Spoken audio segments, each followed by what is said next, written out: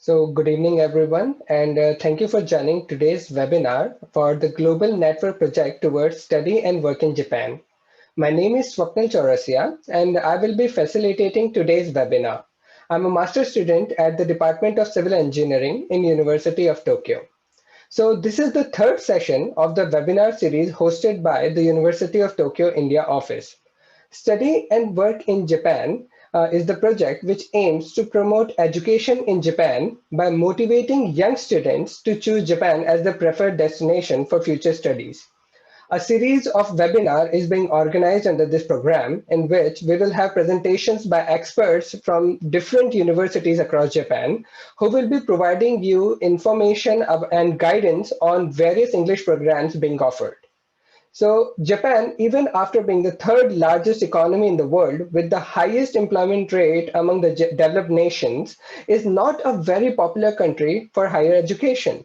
This is mainly due to lack of information and various misconceptions like Japanese language requirements, living costs, lifestyles, job prospects, etc. So during the webinar, most of these questions will be answered. If you have further questions, please write them down in the Q&A portal. I repeat, please write down your questions in the Q&A portal, not in the chat box. It will be easier to answer the questions in the Q&A portal as we can provide you with the direct answers. So today's webinar is scheduled for 2 hours. We will first have the introduction by Mr. Miyauchi. Then we will have a unique presentation on the overview of the project by Ms. Khushi from Keio University. Then we will have presentations from the representatives of 3 universities, namely Ritsumeikan Asia Pacific University, Meiji University, and University of Tsukuba. So total presentation time for each university will be 20 minutes, which will be followed by a 5 minutes of Q&A session. So without any further delay, I would turn over to Mr. Miyauchi to start the proceedings as a motivator and guide to students for study and work in Japan. Dear student and parents in 7 countries, thank you for joining us such a very tough days. When I'm facing very tough life, and however, these bad days will be over sooner or later. Therefore, today is now preparing for the good future. Today we present you Study and Work in Japan. It's sponsored by MEXT, Ministry of Education, Culture, Sports, Science, and Technology in Japan. This mission is the introduction of Japanese universities and assist you to study and work in Japan. This project started from this month until end of August. I plan to introduce you nearly 30 major universities in Japan, private, public, and national universities, both graduate and undergraduate schools. All universities, which we introduce in these sessions, they have the English media program. It means you can get degree on your own English. Japanese universities open the door to the English-speaking student. Certain number of graduate schools and undergraduate schools are waiting for you, English-speaking students like you. And then after graduation, more than 5,000 students converted visa from student visa to employment visa. Today, we introduce you for 3 major universities. Each university's presentation 20 minutes. It's not enough. In such case, please contact directly. You can get good answer from them. They are waiting for your direct contact. They are ready to help you, like me. I believe this program will help you. And then it is my great pleasure if you consider Japanese university as one of your future options. Anyhow, please enjoy today's session. Thank you. Thank you, Sonia. Thank you very much, Mr. Miyauchi, for your words of wisdom and giving us a valuable insight into the project. So next, I would like to invite Ms. Khushi to please present an overview on the study and work in Japan. Thank you, Mr. Swapnil, for the introduction. I'll share my screen right away.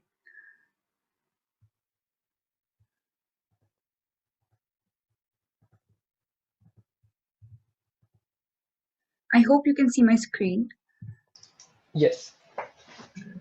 So a very good evening to all the panelists and attendees. I'm Khushi Javeri from Keio University, and today I'll be talking about the study and work life in Japan. I'll start by giving a brief introduction about myself. I was raised in Tokyo and I graduated from an international school in Tokyo. I am a second-year undergraduate student at Keio University, pursuing a bachelor's degree in Environment and Information Studies. At present, I'm a member of the India-Japan Laboratory and the GIS Laboratory at Keio University.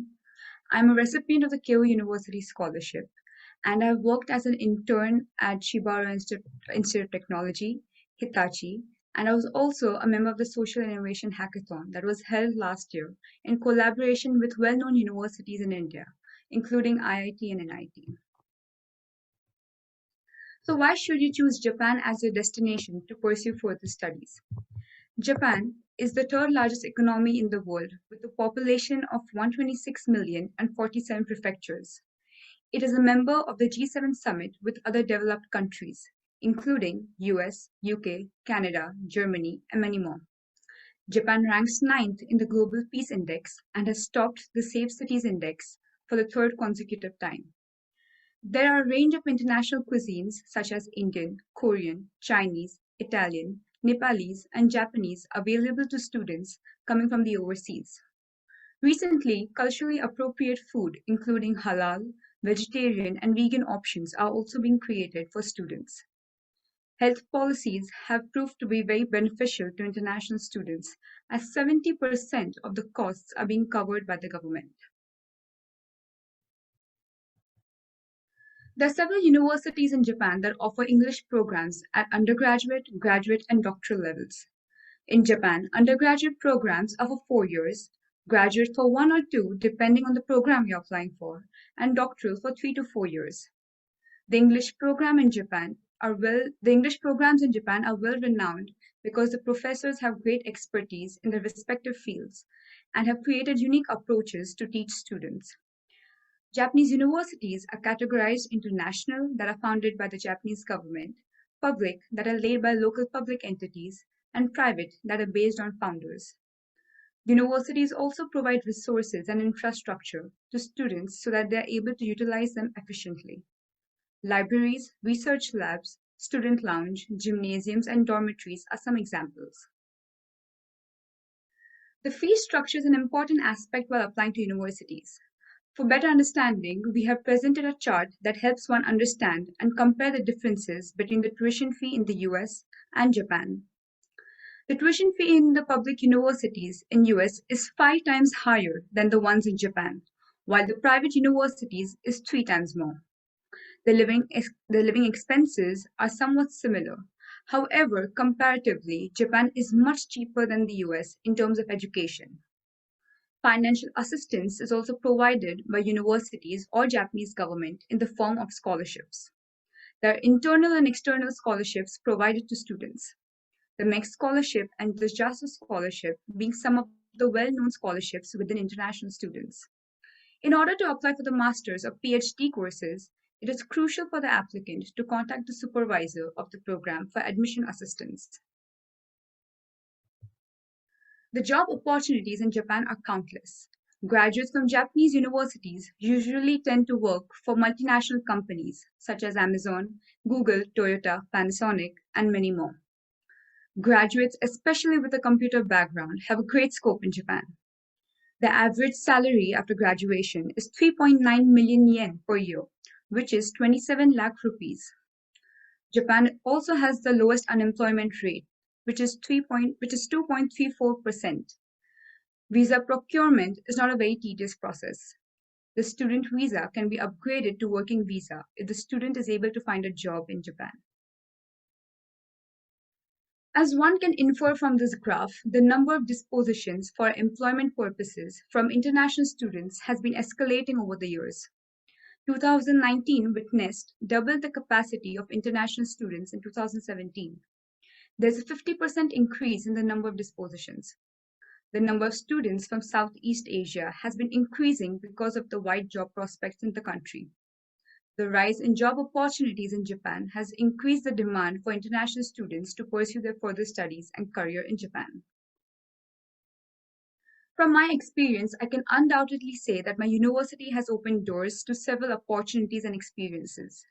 The picture on the left is from an event called the Sokeisen, which is a term used for the baseball game between two prestigious universities, that is, Kyoto University and Waseda University. The picture on the right is from the hackathon that was held last year in collaboration with IIT and NIT. In the India-Japan laboratory, we conduct social and cultural events so that students from both countries are given the chance to communicate and collaborate. In the GIS laboratory, we aim to approach different challenges of the environment by using various computer-based tools. Lastly, another very interesting factor of studying in Japan is the opportunity to experience various seasons. Compared to other countries, Japan does not experience harsh climates. One can enjoy different seasons in the country, for example, witnessing the cherry blossoms in spring to the stellar views in fall and winter. The moderate climate gives students the chance to experience different seasons and travel across the country. I hope my presentation encouraged you to consider working or studying in Japan, and I also hope I was able to give students and parents an insight into the study and work life in Japan. Thank you for your time. Thank you very much, Ms. Kushi, for such a wonderful presentation. You covered so many unique aspects and gave so many unique insight into the ideas about the financial benefits that anyone can get after studying in Japan. So thank you for sharing all these information, and I'm sure your students will find these information very interesting. So moving forward, first I will share the agenda slide again, so we know where we are in the flow of the webinar. So we have completed the presentation by Ms. Koshi. Next, we are going to have the presentation by the individual universities. So our first presentation is by Ritsumeikan Asia Pacific University. So Ritsumeikan Asia Pacific University, commonly referred to as APU, is one of the top international private institutions in Japan. Being a relatively new university, which was established recently in the year 2000, it has already made a place among the most prestigious universities in Japan, with its unique philosophy of maintaining a 50-50 domestic is to international ratio. So from APU, we are joined by Ms. Ishana, India representative of APU, to please take over the proceedings. So I would like to invite Ms. Ishana. Thank you, Swapnil. So good evening, panelists and attendees. It's great to be here today. Swapnil already gave us a very flattering introduction, but I'll share my slides so you can learn more about our university. So as Swapnil mentioned, we're called APU for short. We're a young university founded in the year 2000, so we're just 21 years old. This is our campus. We're located in a town called Beppu, which is in the southernmost island of Japan. And it's a hilltop campus, so there's a lot of greenery. You get a view of the Pacific Ocean and a lot of fresh air. So yes, we do have almost 50% of our student body is international. And they hail from 90 different countries and region. At any given point of time, one could say we have about 80 Indian students on campus, but of course we have students from the Americas, from Europe, from Africa, different Asian countries. We also have a very high percentage of international faculty, almost 50%. So you'd be getting, inputs from people who've experienced different things in different cultures in different parts of the world. We have a total student strength of about 5,700 students, and we're mostly focused on undergraduate. Our master's programs, we have only 200 seats, so it gets a little competitive. We are ranked by the Times Higher Education University Rankings as 27th in the country out of 800 universities and 5th out of 640 private universities. And this is a pretty huge achievement considering we're a very young university. So this is where we're located, if you're familiar with the map of Japan. It's about a 1.5-hour flight from Tokyo, and it's a small town with just 120,000 people. But Beppu is known for its hot springs, so it tends to attract a lot of tourists, especially in the colder months. So our university is pretty small and niche. We are primarily focused on business as well as social sciences. So at the undergraduate level, the two colleges that we have are called APM, that's the College of International Management, and APS, which is the College of Asia Pacific Studies. So if you're studying at APM, you would be earning a BBA degree. And if you studied at APS, you would earn a Bachelor of Social Sciences. So at the time of application, you would need to choose between these two colleges. But once you choose a college, we give you a lot of flexibility to then change your specialization. So up until your 4th year, you don't have to decide what your specialization is. So let's say if you take accounting and finance and then you decide it's not meant for you, you can switch over to innovation and economics, etc. And we fully integrate our programs with experiences. We have a lot of international study tours that we conduct. We have a lot of programs with industry, integrated with industry. There's a global business case challenge where companies come in and throw challenges at our students, and our students have to present and then come up with solutions with those challenges. It helps them get further scholarships, helps them with job opportunities as well. And just to say that we are also accredited by AACSB, which only the top 5% of business programs in the world are awarded this accreditation. So that's just to show the quality of our business courses. Then at the College of Asia Pacific Studies, these are specializations, as you can see. Again, we offer the same kind of flexibility. Here, our hospitality and tourism course is recognized by the UN's World Tourism Organization. All right, so all our courses happen to be in English. We are very much focused on internationalization, and so everything that we offer is suitable to international students. You do not need to know Japanese when you're applying to APU, but as an undergraduate student, we ensure that we teach you a certain level of Japanese in your first year of your education, and this helps you go on to get part-time jobs, sustain an income, of course, make friends, get around the country, and eventually seek jobs later on. So it's a very valuable asset to know both English as well as Japanese. So this is our on-campus housing. In your first year as a student, you'd be living on campus. As an international student, you would probably have the opportunity to have a shared room where there's a division in the center, so you'll have your privacy. But we try and pair international students with Japanese students so that you can learn a lot more about Japanese culture. And from your second year onwards, you'd be living downtown or off campus. You could live with a group of friends, and a lot of students try to pair up and live maybe 2 to 3 to 4 students in an apartment so that the costs come down. Here the costs are anywhere about 16,000 rupees a month, including all your utilities and bills and rent. So it becomes pretty affordable.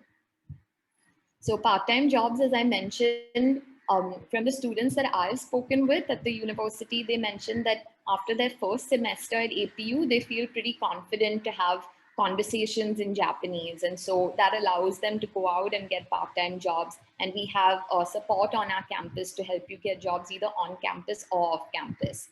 And either on campus, you could be working with the library, supporting professors. You could be working in the cafeteria, and of course, off campus, you could be working with the hotel, with the 7-Eleven. So there are a lot of opportunities, and this will help you with learning Japanese, being able to interact with the locals.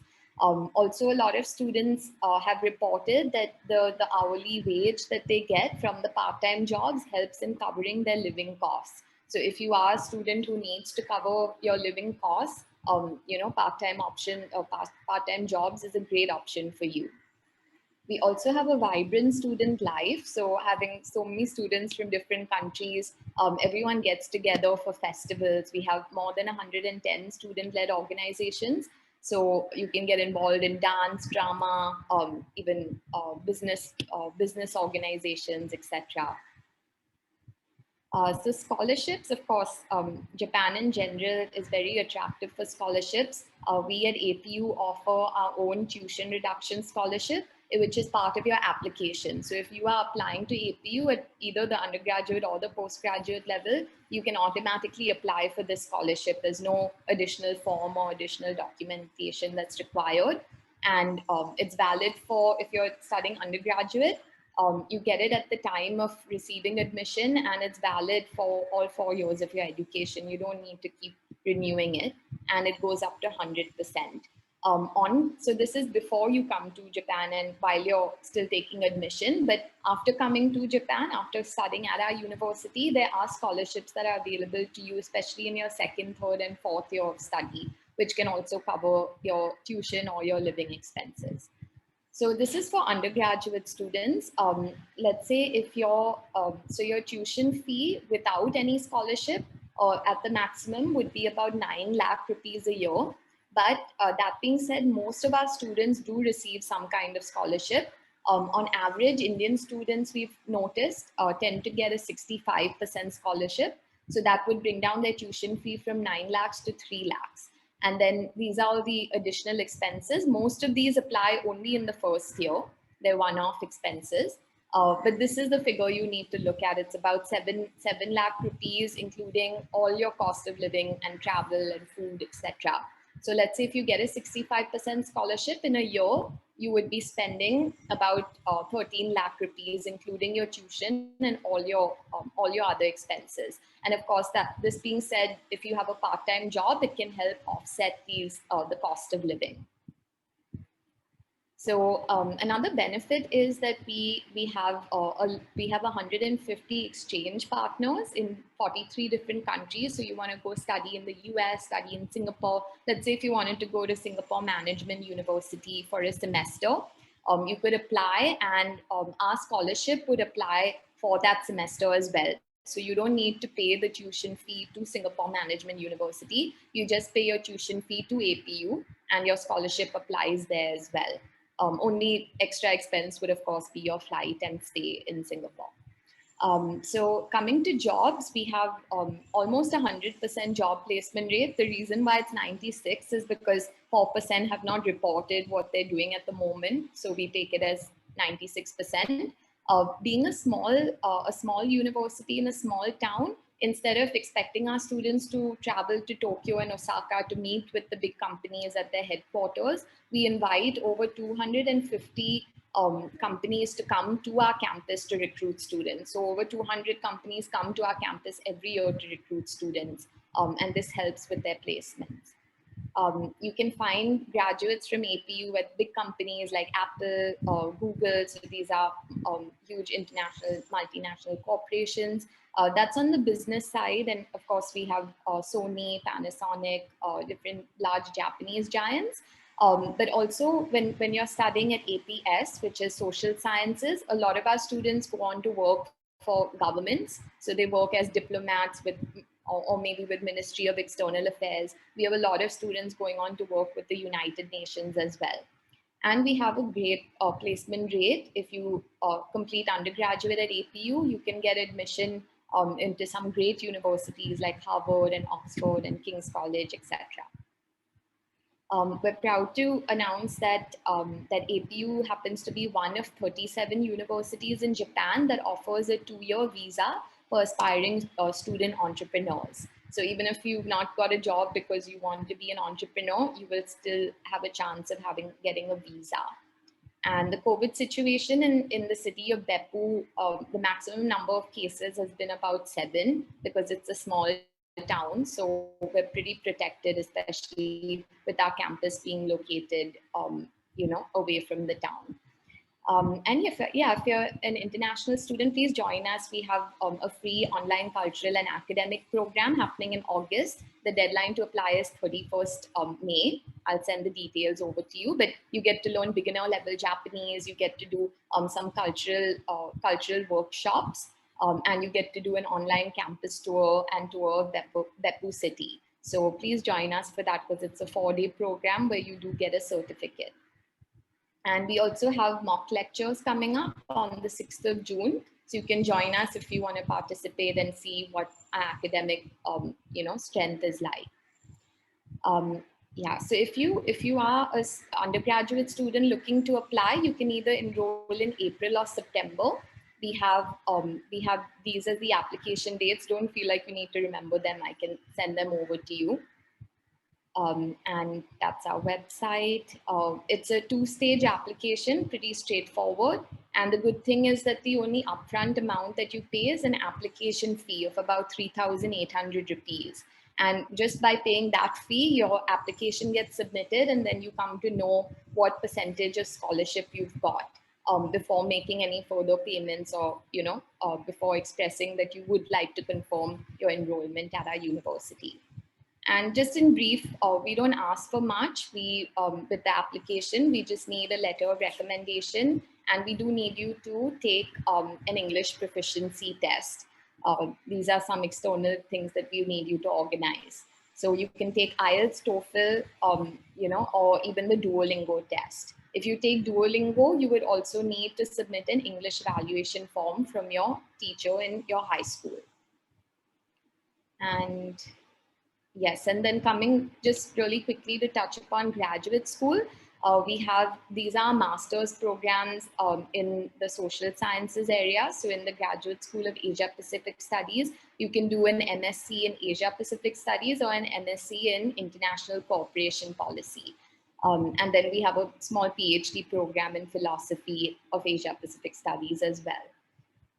And at the Graduate School of Management, we have an MBA program. For this program, please note you need 3 years of work experience, full-time work experience.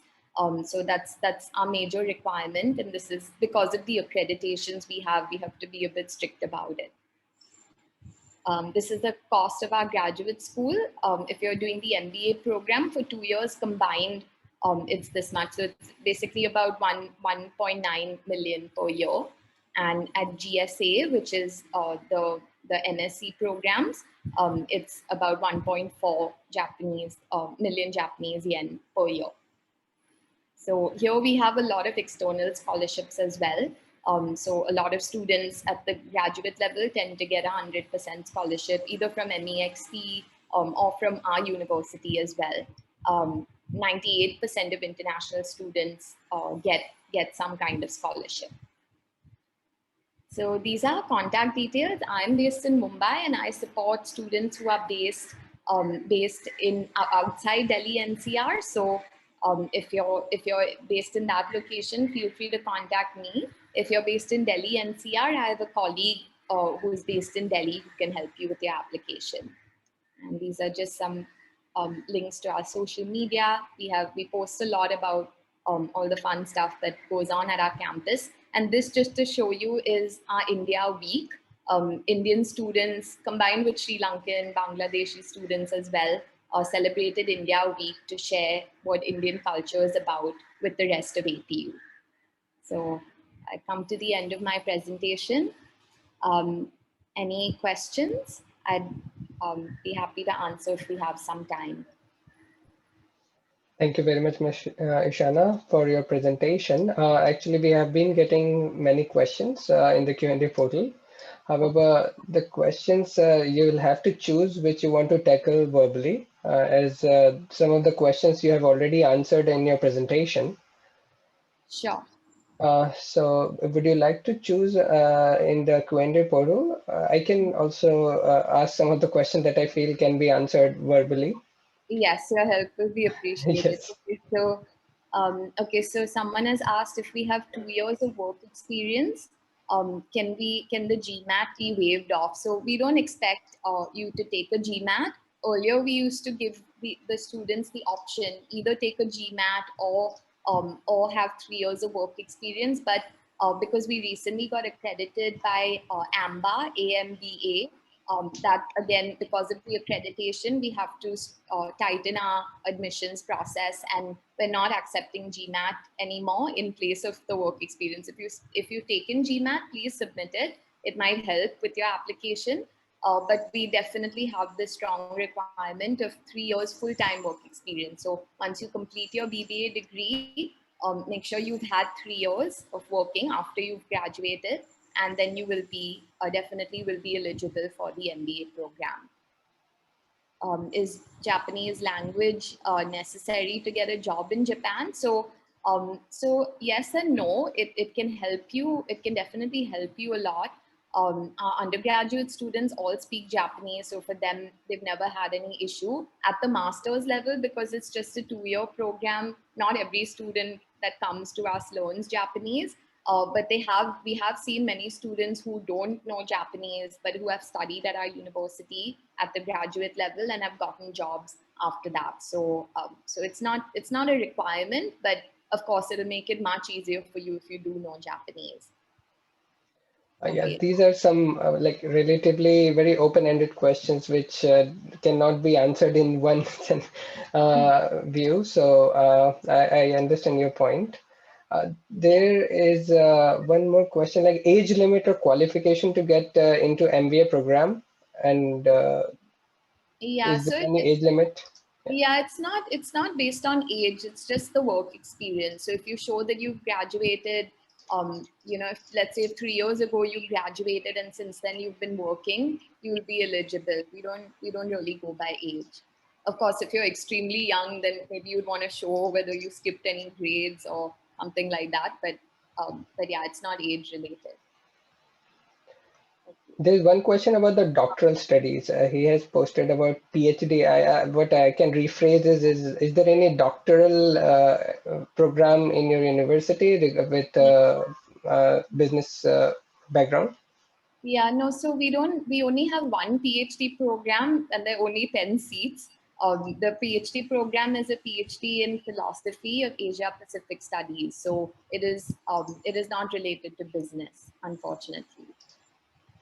Okay. So hopefully over time we will add more and more courses. Being a young university, we have a long way to go, but we are so far we've kept it very niche in terms of our courses. Is there any other question you would like to tackle? I think. Yeah, so some students are asking about MEXT for the undergraduate level. So with our university, you would typically be applying for our in-house scholarship at the undergraduate level. MEXT is for the graduate level. And and in the same question, do I need to have a TOEFL? Yes, you would need to take one of the English proficiency tests. TOEFL is one of them which is accepted. So that is quite useful to know that there is an English TOEFL examination that they have to give in general. This is one of the most common questions we have been getting about the English level proficiency. What are the requirements? So thank you for answering that. Sure. And I guess most of the questions you have covered in the presentation, so they are quite repetitive. So in the general scheme of things, I would like to add to certain points, like some of the students want to know about the engineering and medicines courses. So these are related to like we have various universities in Japan, and all universities have their different programs in English. So I can safely say that APU is in the education field, in the field of business and philosophy, if I'm right.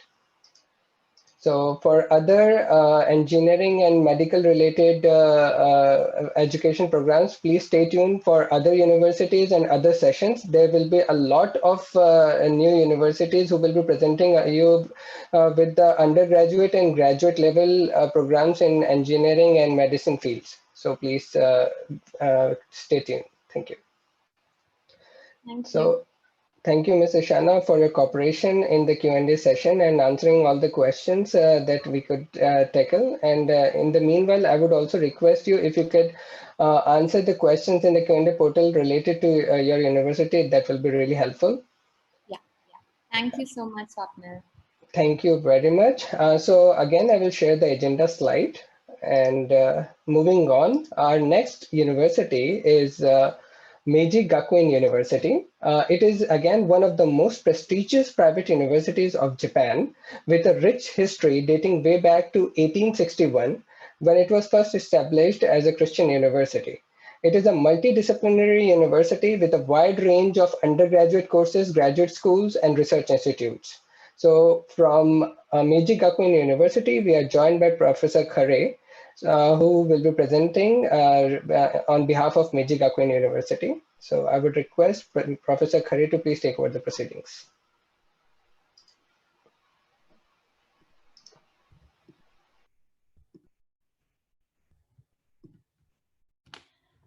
Hi, Swapnil. Thank you so much for the introduction. I hope all of you can see the screen. Yes, we can. Yeah, thank you. Good evening. My name is Prajakta Khare, and I am from the Faculty of International Studies at Meiji Gakuin University. And my colleague, Professor Alexander Visi, is also here with me. And together, we would be happy to answer your questions after the presentation.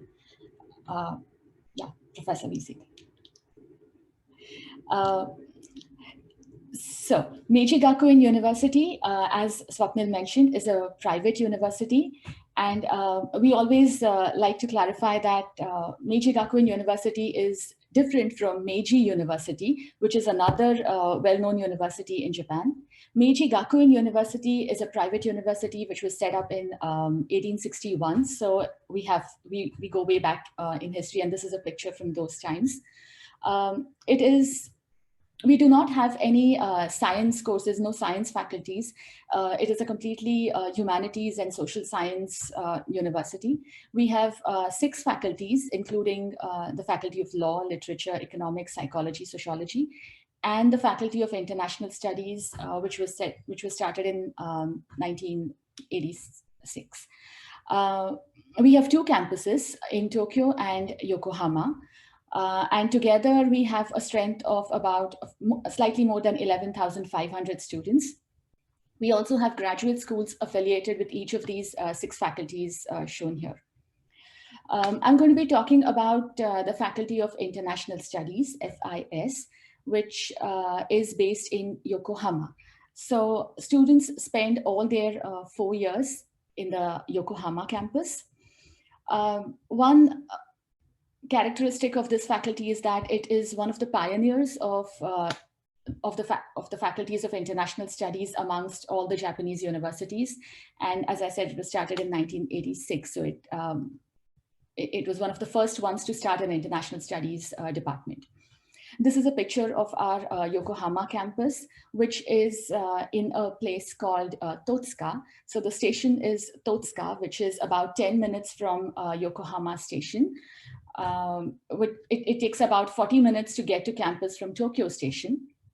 And there is a very regular shuttle bus service taking you to campus. So it's a 10 minutes bus ride from the station to campus.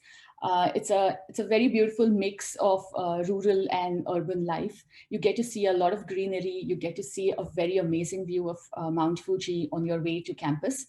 And thanks to this campus, thanks to this area, we have a lot of excellent sports facilities on campus. Moving on to what kind of courses we offer at our faculty. So the Faculty of International Studies comprises of 2 departments. One is the Department of International Studies, shown on the left, which in Japanese is also called the Kokusai Gakka. This is the department that offers all courses in Japanese medium. On the right-hand side, as you see, is the Department of Global and Transcultural Studies, or GTS, which in Japanese is referred to as Kokusai Career Gakka, or KC as we call it. This department, to which me and Professor VC are affiliated with, we offer all courses in English medium. So you can complete your undergraduate degree in 4 years in English medium. And at the end of it, you get a Bachelor of Arts degree. The Department of Global and Transcultural Studies was started in 2011. So we are celebrating our 10th anniversary this year. It is a very small department as compared to our sister department. We have an annual student intake of 55 students. So at any point across all the 4 years, we have about roughly 250 students studying at this department. So I'm going to be talking only about GTS, the Department of Global and Transcultural Studies, which offers all courses in English medium. So what can you study at our department? Like I said, we have, this is not a science university. At GTS, your coursework can be broadly divided into 4 areas of sociology, culture, political science, and economics. Usually in their first year, students can start off by picking courses across these 4 areas. What I have listed here are some of the courses, not all of them. So for example, if you wish to study social anthropology, that would require an introductory course in anthropology. So you would start off by doing an introduction to anthropology course. These are some of the sample courses offered in our political science and economics course clusters.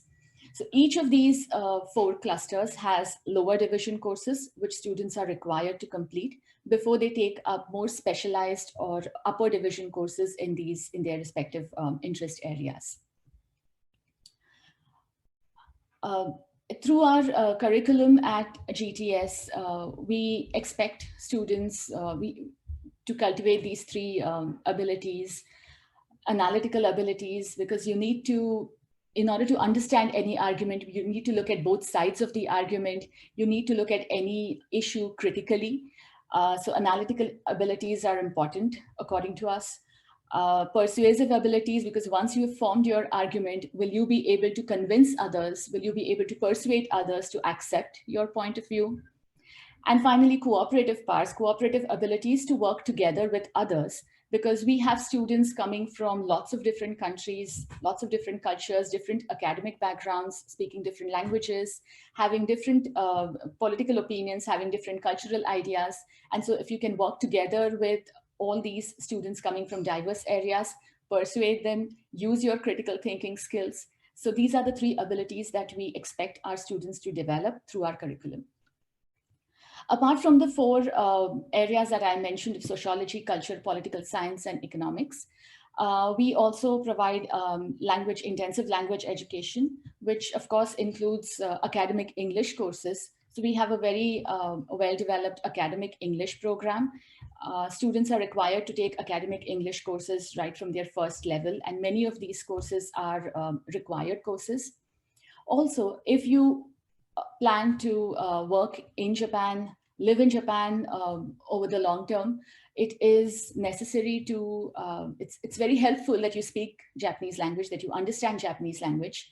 So at entry, we do not expect students to have any Japanese language proficiency. Students can start university, start their coursework without any Japanese language abilities. But once you come in, we provide you beginners level Japanese courses. Also for students who have already studied Japanese, who have been giving JLPT tests or who have already cleared N4, N3, etc., we also provide advanced level Japanese courses, which will, or career Japanese courses, which will help you find a job in Japan, which requires business Japanese skills or maybe N1 level proficiency. So that's our Japanese language program. And of course, you get credits for these courses. Apart from Japanese, we have other foreign languages like French, Spanish, German, as mentioned here. But these foreign languages are taught through Japanese medium. Also, if you already have a good enough level of Japanese language proficiency, you can, of course, take courses in Japanese medium, which are offered by our sister department. So this is what your coursework or your academic plan at GTS would look like. Any undergraduate degree in Japan is usually a 4-year degree, a 4-year work.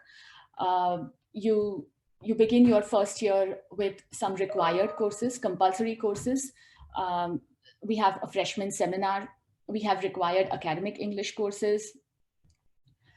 Students usually start taking content courses in the area of their choice. They start with lower division courses, the introductory level courses. For example, an introduction to area studies, introduction to political science, if you're interested in that, introduction to international law, etc. So the first year and second year is more about language courses, more about introduction level or lower division courses. As students move on to their second year, in the second half of their second year, they start taking upper division courses in the areas of their choice. Also, from the second year onwards, more options are available to students in terms of study abroad and internship opportunities. So students usually start their study abroad program in the second half of their second year. And students go abroad for a semester or 2 semesters. If you do a study abroad program, after you get back in your third year, usually students start focusing on the area of their interest. For example, if you want to specialize in political science or you want to specialize in economics, you focus on taking upper division courses, higher level courses, or more specialized courses in those areas.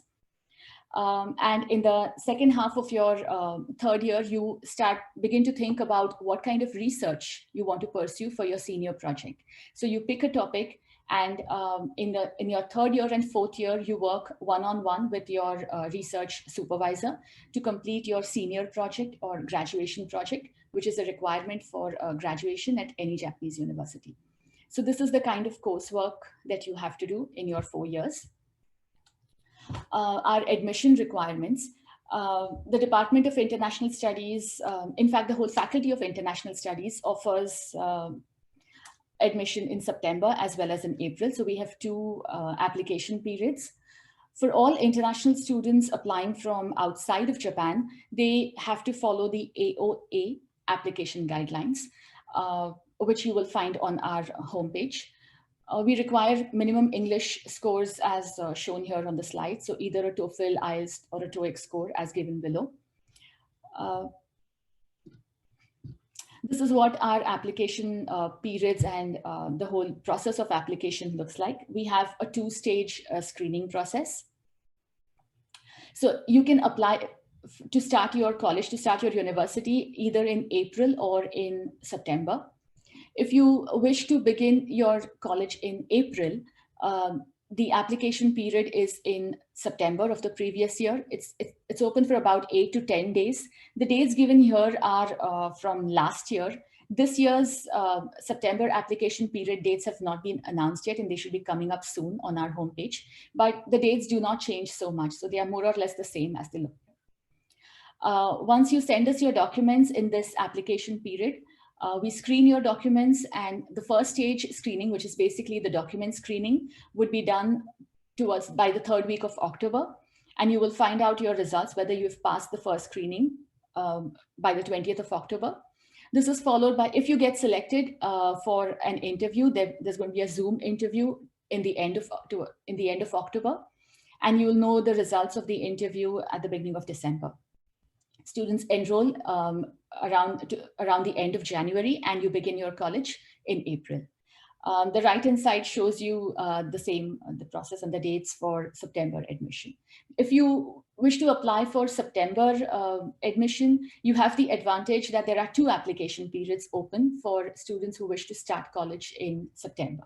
So you can apply 1 year in advance, which is the September application period, or you can apply in March of the same year. What are the documents required? We require your high school transcripts, so your high school grades.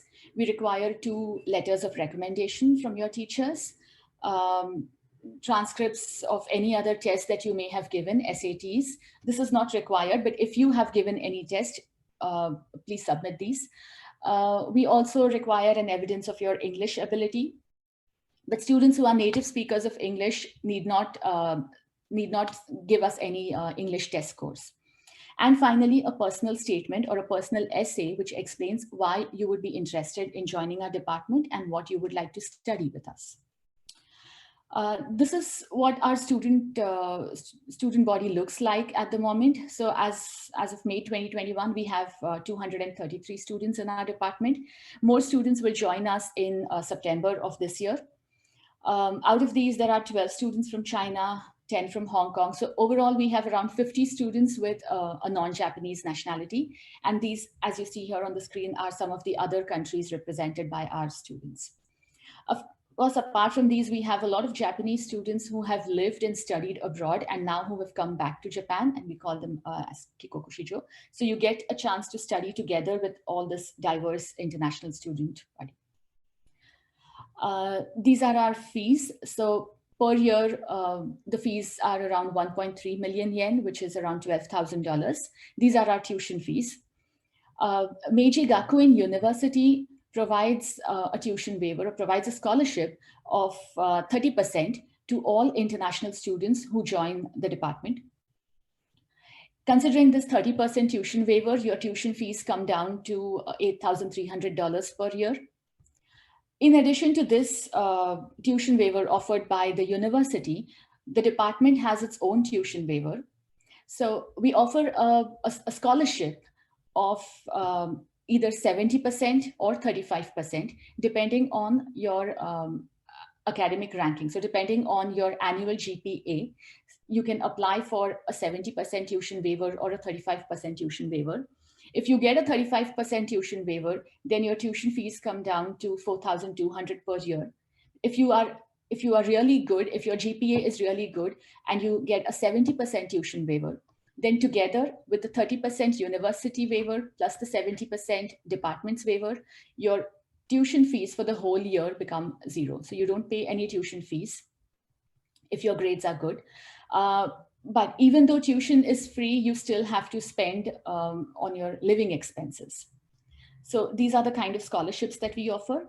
But one thing that I would like to clarify is that these department scholarships you have to apply for these scholarships every year. So it's not a one-time thing, which means you have to keep good grades. You have to keep getting good grades every year.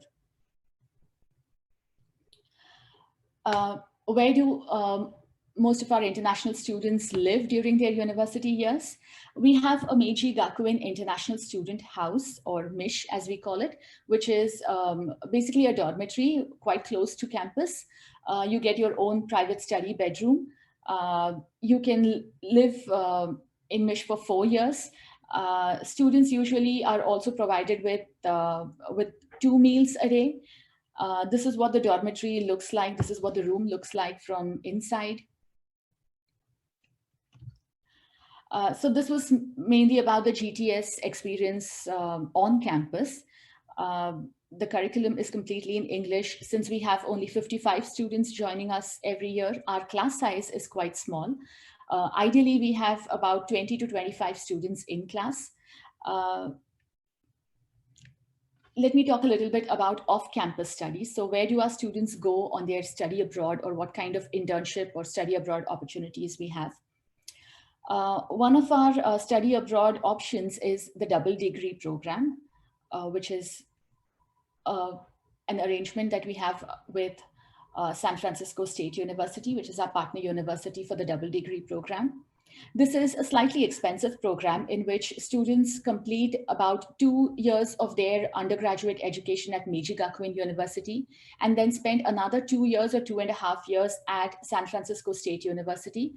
And at the end of your 4.5 years, some students take up to 5 years, but at the end of this period, you get a degree from 2 universities. This, of course, comes with an additional cost of $35,000, including going to San Francisco State University, living there. So if you decide to apply for this program, this is what your 5 years of undergraduate education would look like. You start off with 2 or 3 semesters at Meiji Gakuen University. Then you spend 3 or 4 semesters at San Francisco State University. You come back to Meiji Gakuen University and you finish your senior project and you graduate both universities. Apart from this double degree program, we have study abroad and exchange program arrangements with several universities. it's not possible to list all of them here, but these are some of the countries, some of the universities in the countries that we have partnered with. These include universities across US, Canada, UK, Thailand, Netherlands, Germany, as you can see here. Usually students go on a 1 semester or a 2 semester study abroad program. Given the COVID situation, since last year, students have not been able to travel abroad, but some of our students are still taking online classes from these partner universities across different time zones. Coming to the last part of about internships. Sorry. We have a study abroad plus internship arrangement partnership with University of California, Riverside, where students first complete a 3 months coursework at the UCR campus, and this is followed by an internship at Walt Disney in Florida. And these are some of the other internship opportunities outside of Japan. Japanese teaching assistant, this is one of the most popular internships that students take up in Australia. Finally, where do our GTS graduates work? These are some of the companies where our students have found jobs in the past. This is data from 2014 to 2018. Some of them have gone on to do their graduate schools, to do their masters in countries outside of Japan. Some of them are pursuing their graduate level studies within Japan. These are the most common jobs that they do after graduating from GTS. I think that brings me to the end of my presentation. And if you need any further information, you can visit our website or you can send your inquiries to this email address.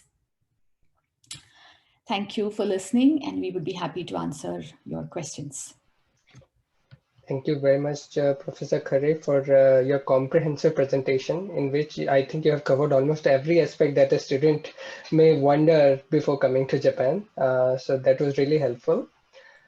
So in the Q&A portal, would you like to pick up some of the questions? I find a few interesting questions which I would like to ask you. So one question is regarding the scholarship. Is it applicable for an international student currently doing his schooling in Japan?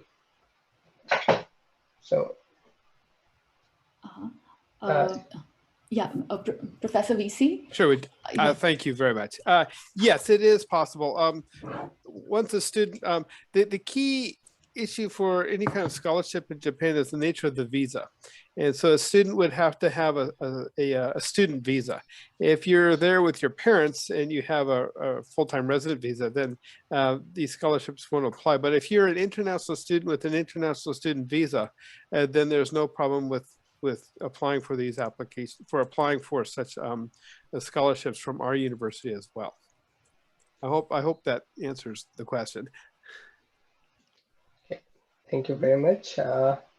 One more question I would like to ask personally is, what does native English as qualification mean? So is having education in an English medium school for 12 years of education will Yes. count as native English? Yes, that would count as native English. So we don't ask where the school was, etc. But if the primary language of high school education was English, then that would count as someone who is trained in English. That's what we mean by native English.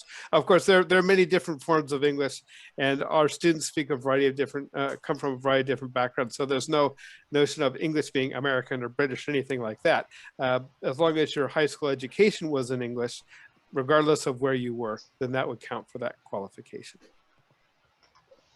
That was really helpful. Thank you for your answer. Mm-hmm.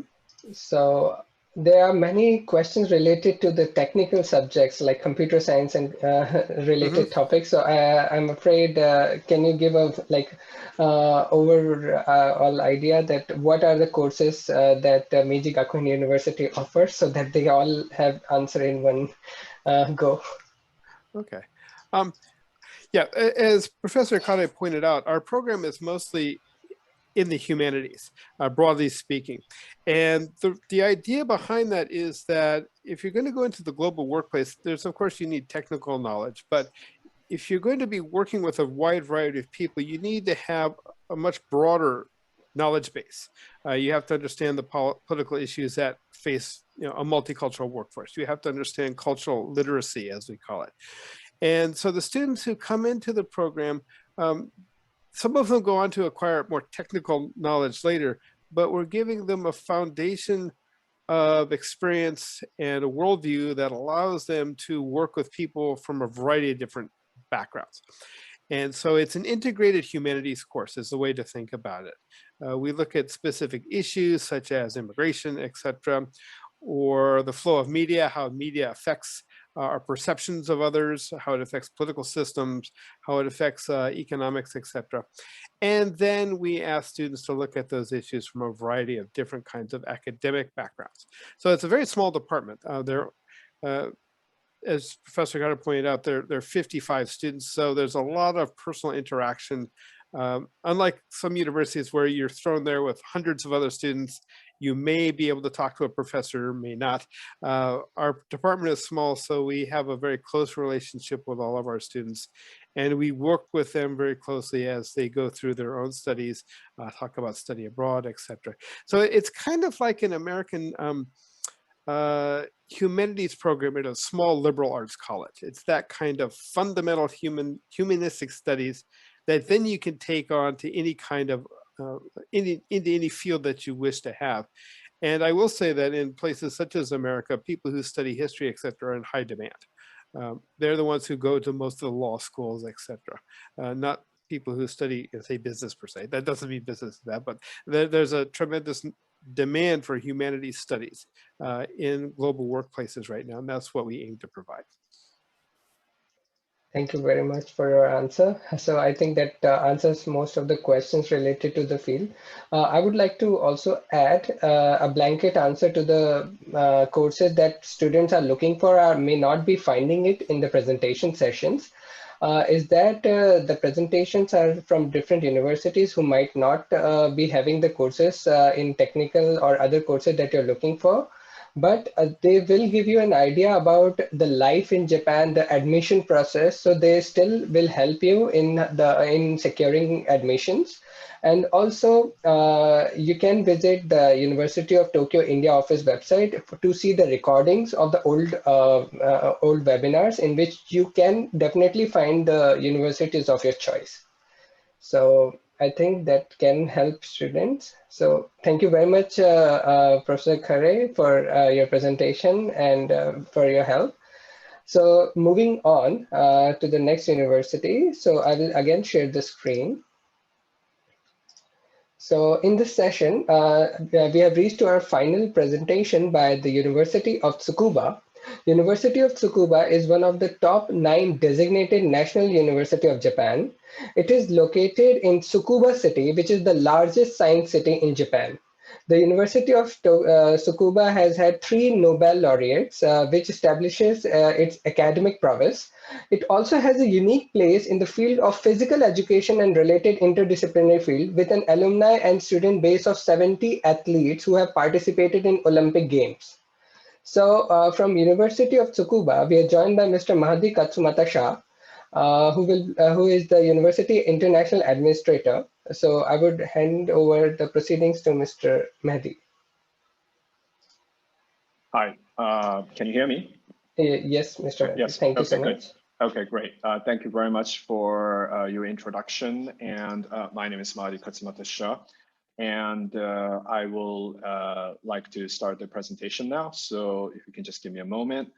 I hope that you can see the presentation here. Okay. All right. Mr. Swapnil, can you see the presentation, or is that okay? Yes, it's perfectly fine. Great, excellent. So I'm going to start now. So first of all, thank you very much to Mr. Swapnil and the rest of the team at the India office, Mr. Miyauchi, director of the India office, for arranging this occasion tonight. And secondly, I'd like to thank you all for attending this. I know that you guys are going through a really tough time right now, and our hearts and minds go towards you. I just, I'm praying that these terrible days will end soon. So let's walk or look towards the future. So, and by the way, our slogan is Imagine the Future. So I would just like to say that let's imagine a positive future, a future where we can get rid of this plague. Welcome to the University of Tsukuba. Tsukuba is the name of a city. It is the largest science city in Japan. By science city, I mean that there are two science cities in Japan. They are modeled after Palo Alto, and it is a place where I was told that about 40 to 50% of the R&D budget of the country is spent. It is a city that has the space agency, it has nanotechnology agency, it has RIKEN, which is again another famous research institute. So we are situated right smack in the middle of these amazing research institutes, and we have a lot of comings and goings with these places. And the city is a smart city, but also people are smart. 1 out of 10 people here have PhDs. Many languages are spoken here, including Hindi and English, of course. And you can hear Chinese, you can hear Arabic, and you can hear all these languages. I really enjoy living here. It is about 45 minutes away from Tokyo, and it's only about 1 hour away from the international airport. And of course, it means that you can easily visit Tokyo, but also you can visit other parts of Japan because we are right in the center of Japan. Again, this is about the location, and I think it's a very unique point. The university, it was founded by this gentleman, Dr. Jigoro Kano. He founded this university as a teacher's college in Tokyo first, and also he invented the sport of judo. You guys know judo, right? You wear these white clothes, and if you're in the black belt, you wear black belt around your waist, and you throw people around. That's the image you have. But for him, it was not just a sport. It was a way of life. It was a philosophy of life, and he always talked about shikonrisai, which means basically, roughly speaking, that you take care of others, and in a logical manner, you try to find solutions to problems in the world. We have we're trying to continue his legacy. He was very international. He looks very Japanese, he looks very traditional here, but he spoke English. He traveled a lot. He was the first International Olympic Committee member from Asia. So, it was usually, a lot of white men from Europe and the United States in the IOC at the time. And he was the first Asian man to be that. And he welcomed and trained 7,000 students, mostly from China. So he was quite a pioneer. And so, in terms of, I was talking about internationalism, we have about over 2,000 international students out of a population of about 16,000. We are ranked highly in terms of internationalism or international faculty and all that. So we have 110 countries and regions. All regions are represented as of last year, and 29 students are from India. So here, I'd like to talk a little bit about the curriculum here. Again, it's another unique point that there is an interdisciplinary approach to education research. So it's a large, comprehensive, research-intensive university. It's comprehensive in the sense that it has. I'll just skip to this one here, just to show you in terms of the spectrum of disciplines that we have. And we have an art and design department. There's also sports it was mentioned before, but also we have medicine, we have natural sciences, we have engineering, informatics.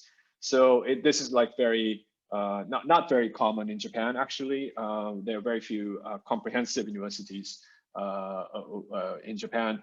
And not only that, our university emphasizes transdisciplinarity. So here, there's also cutting edge research in supercomputing, nanotech, personal care robotics. There's a project going on. In which they are trying to extract oil from algae.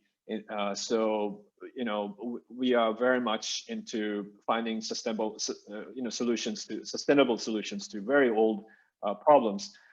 You see this exoskeleton, this Iron Man kind of thing here.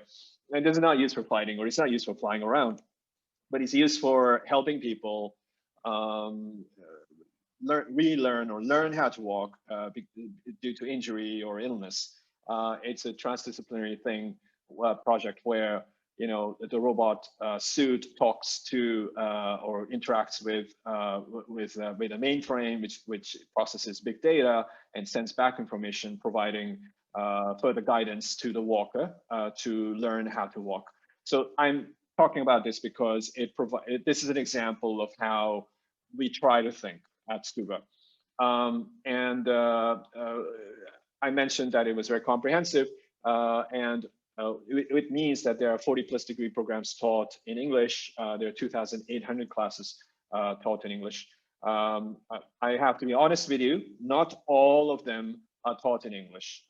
This sort of like Englishanization has been going on for a decade or two, but we're not completely there yet. Not all of them are taught in English, but we are gradually increasing that percentage. So anyway, the graduate programs in Tsukuba are,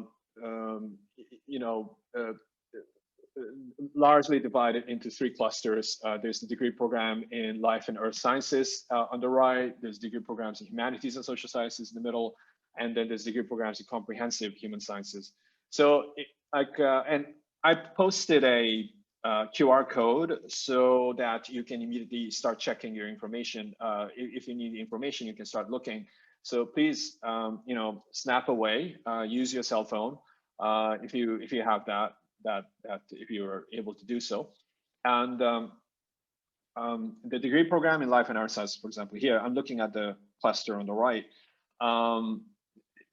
Now, what they mean by cluster is that, for example, if you are let's say, intelligent and mechanical interaction systems major, and you're very kind of curious about chemistry for research reasons, perhaps.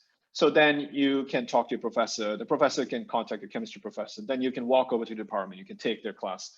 And, you have to see whether it matches your skills, or you can take it, or you can understand it, or you can if it's taught in English or whatever. So those requirements are checked, and then you can take classes. So this is again an example of how we process basically our students, how we how the departments are run. So I'm going to explain I'm going to talk about a few programs to illustrate the interdisciplinarity aspect of our university. These are the programs that I'm going to explain now are taught in English, and so please check the QR codes. So I'm going to start with this one. It's called the PhD program in human biology. So it is to train specialists with integrated technical knowledge in life science, medicine, chemistry, and computing technology. And so this is if you look at this figure of a body here, there's human biology in the center, and there is computational science here, material science here, medicine here, biological science here. And so, again, this is a very interesting program. So people from computer sciences have joined this program, but people from biological sciences or medical sciences have joined. So it's a very exciting program. This one is called Empowerment Informatics. This is a cross among engineering, informatics, art, and design. I don't know how to explain this, but it's a program to sort of like empower people and to expand how they work, how they walk, how they interact with the environment. So, for example, this little contraption here on the right, you sit in with a VR and the car moves. Right now, they're testing it on a parking lot, and it provides you with kind of like with an alternate experience. It's a little bit like a jet coaster, but then they're trying to sort of like provide the user with other kinds of sensorial experiences. So again, just an example of a program here. I'm going to move on. This is a master's and doctoral program in life science innovation. So they tackle different kinds of topics here, such as food innovation. There's bioinformatics. Then there's disease mechanism and drug discovery. So really pertinent topics, as you can see. And so again, it's looking at innovation in life science topics. This is a PhD program in humanics, and so here, as you can see here, this student is mentored by biomedical scientists, as well as by another professor who may be from physical sciences, or who may be from engineering or informatics. And if you look at the bottom right, you have a Venn diagram of two circles. Here it says meta recognition. The one on the right says brain imaging. So the student might be studying something which is a cross of the two. If you look at top left, then you have a cross between orthopedics and cybernetics. Or if you look at the center here, you see an intersection with surgery and augmented reality. So you see, like I think you can tell that you need mastery in a certain topic or subject, but then you also need to look at other fields to sort of expand the science, or to find novel solutions to problems. And so this is basically the kind of thing that, kind of a theme that is common to many of our programs. Now, I told you earlier that Professor Jigoro Kano was a sportsman, and so we have a very highly ranked master's program in sports and Olympic studies. It's called TS 2.0. And so it provides training in Olympic and Paralympic education, sports management, sports sciences, and medicine, teaching, coaching, Japanese culture. And our student athletes have won over 100 Olympic and Paralympic medals in the past few years. Unfortunately, this year, it looks like there could be there's a possibility that the Olympics might get canceled. We are very sad about it. But anyway, life goes on, and this is something that we offer here. So now I'm going to move on now and show you this. It's called Heritage Science degree program. It is again a very cross-disciplinary subject to think about. So in the faculty, we have all kinds of professors from different backgrounds, professors with backgrounds in environmental sciences or chemistry or sociology or economics, and of course art. And so, for example, we have a researcher at the moment working in Angkor Wat and working on preserving the. I'm sorry, it's here. Preserving the heritage site there. So we have people from all over. We have our graduates working all over the world, in preservation projects. So yes, so if you want to know more, please go ahead and go to the website. Now, that's it for programs. I'm going to kind of talk about a few more things here. In terms of student support, you will be assigned an academic advisor. So you will have a professor. You will work with him or her. Actually, I'm going to talk a little bit more about academic advisors a little bit later, because this is sort of like an important aspect of applying to graduate schools in Japan. You'll be assigned a personal tutor for 40 hours a year for the first year, and they will help you with daily living issues, such as opening a bank account in Tsukuba City. So it's not so easy to open a bank account or to get a cell phone or to do those very practical to get those practical necessities done. So somebody will be there to help you. There's English-speaking staff in the office. There's English counseling if you have mental health issues. If we have English-speaking medical services available. So all these things are there for you. There's Japanese language training. So if you don't speak any Japanese, you can start learning Japanese there. So here, these are some housing options. The one on the left is called the Global Village. It's about $300 per month. Very clean, it's actually a very amazing looking place. In pre-COVID times, we had summer festivals that took place here called Matsuri, and it was really fun. So of course they canceled that last year due to pandemic, but we hope to resume soon. So on-campus dormitories range between $150 to $400 per month. But we can of course help you find accommodation. So this is the Global Village that I talked about just now, shared house for international Japanese students here. So and here on-campus services include food courts. There are 2 halal food cafeterias. There is a Starbucks on campus. There's a supermarket, convenience stores, and more. This is the website for graduate admissions, everybody.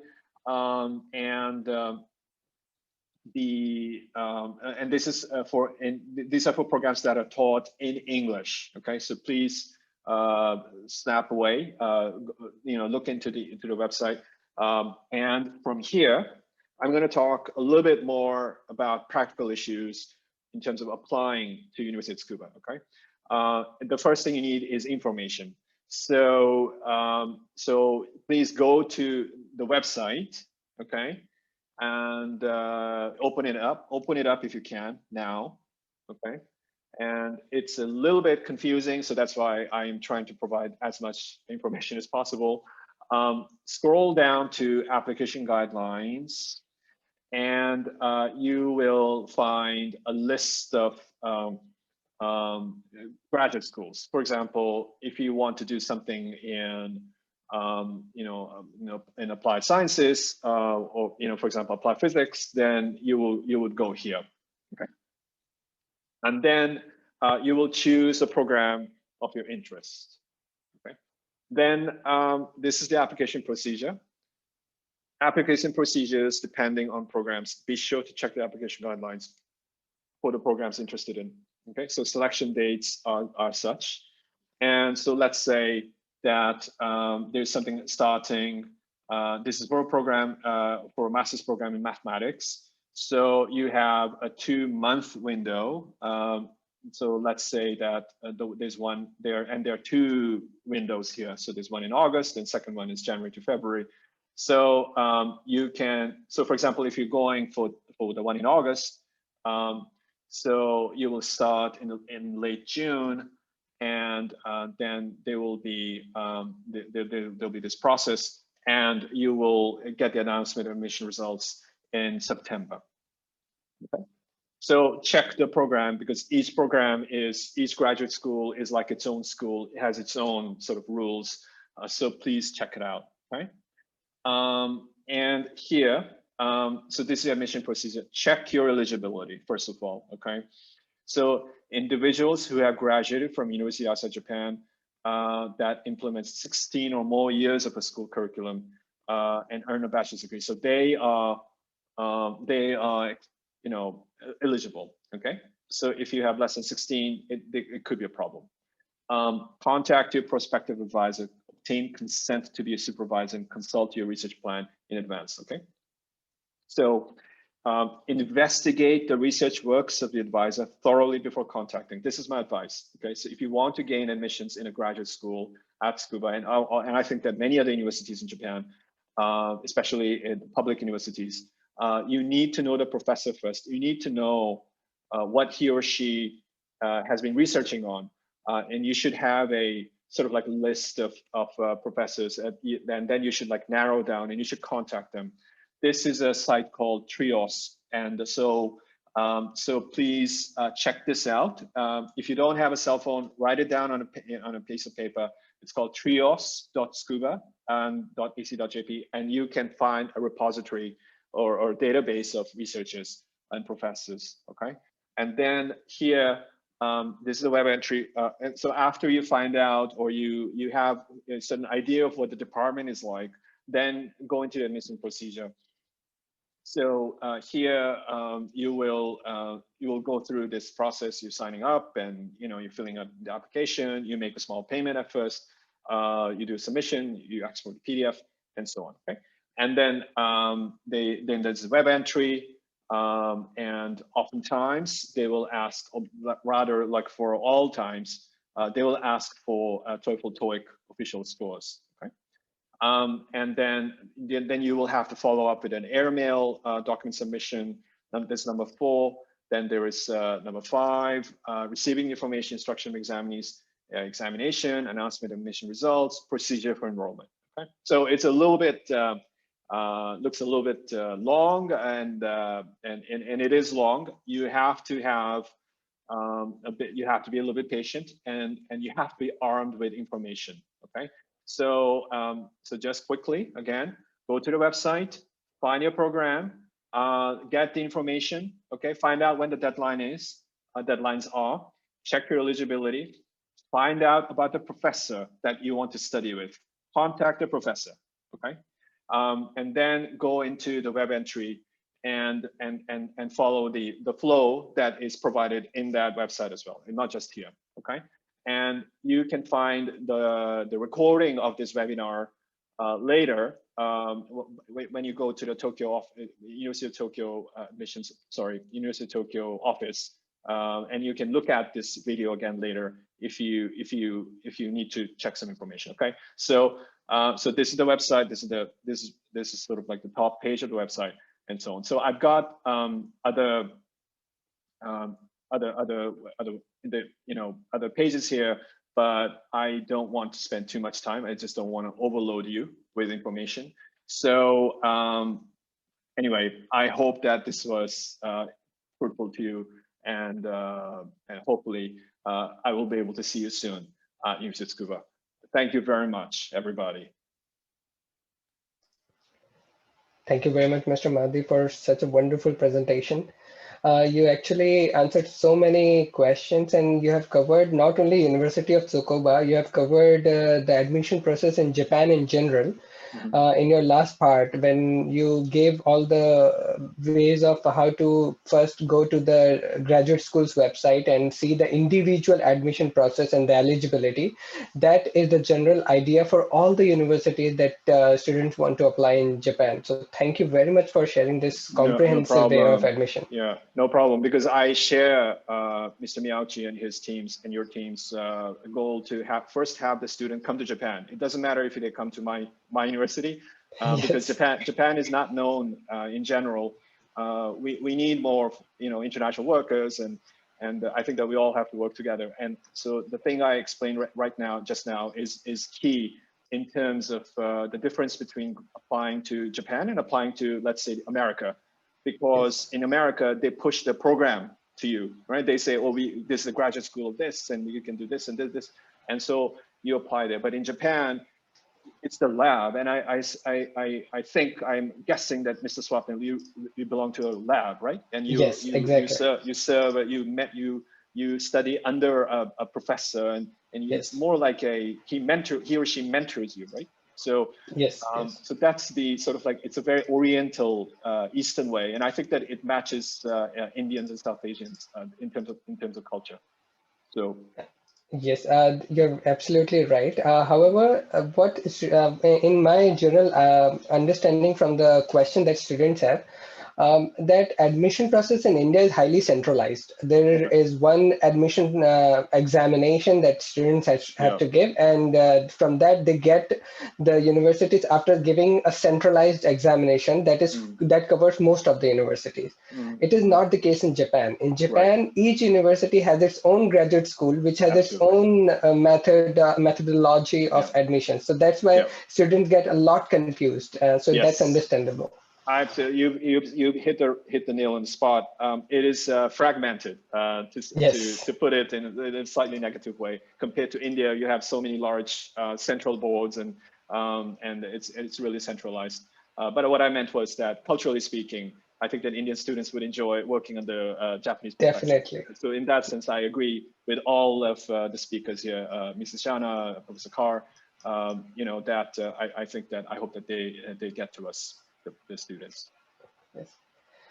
Mr. Madhi, would you like to answer a few questions that I might ask you verbally? If I may ask you to ask me some questions. Okay. So one question is TOEFL or IELTS are really important, or medium of instruction? If the medium of instruction is English throughout the primary education, is it enough? It is important. If you're applying to undergraduate, I didn't talk about it so much. If you're applying to undergraduate or graduate school, normally they would require TOEFL or IELTS score. But if your medium of instruction has been pure English for the past 3 years, then it might be forfeited. So you'll have to check with the program. Generally speaking, though, if you can, I know that it's really hard right now due to the pandemic, but if you can, if you're able to, please have paper tests. I know that, you know, if Indians in general have really high English ability, so compared to other countries, so it should not be so difficult. The average score that they would seek is much lower compared to the UK standards, let's say. So it's about 6.5, or even 6 is sometimes okay. In terms of IELTS, There's one more question I would definitely want to ask is, are there any undergraduate programs in English in Tsukuba University? Yes, there are. And I made a bit of a mistake. I really apologize. I should have talked about it, but we have English programs in Tsukuba, and so let me just ring it up just quickly. Okay, so here, sorry, 1 second. Okay, so let me just quickly, I'm sorry for taking the time here, but just quickly, I'm going to share this. We have these recommended programs at the graduate level. So there's a life environmental sciences, which is basically like biology, related to biology. There's international social sciences. There's global issues, studying SDGs and all that. There's engineering. It's interdisciplinary, so it's not like mechanical or civil. It's interdisciplinary. And then there's a program called Japan Expert, where they teach you Japanese. So there are 5 different undergraduate programs. So please check out the website, guys. So that's my parting message. Apologies. Thank you very much. Thank you very much, Mr. Madhi, for sharing this information. And I think we are running out of time, so that we can wrap up here. I guess most of the questions that we have, the scheme of questions we have been getting has been answered. And I thank all the panelists for such a positive outlook towards answering the questions and providing us all the support that they could offer. So thank you very much. So to close up the event, I'll just, in the last moment, I'll share the screen once again. So we covered the presentation from the 3 of the top universities in Japan. And Okay. So thank you very much for sticking with us till the end. Today, after the 3 presentations from different universities, we can see the various multidisciplinary education institutes and their admission processes. And they gave us a very comprehensive insight into the education system and admission procedure, along with a glimpse into the campus life, beautiful landscape, career opportunities, etc. So I hope all the students find this webinar information very helpful. We will have many more webinars with different programs in the coming weeks. So please stay tuned and keep visiting the website of University of Tokyo India office for the upcoming sessions. And with the current difficult times for the people of India, we feel that our support goes with you. And please take care and stay tuned. Thank you so much. Thank you very much. Thank you. Thank you very much.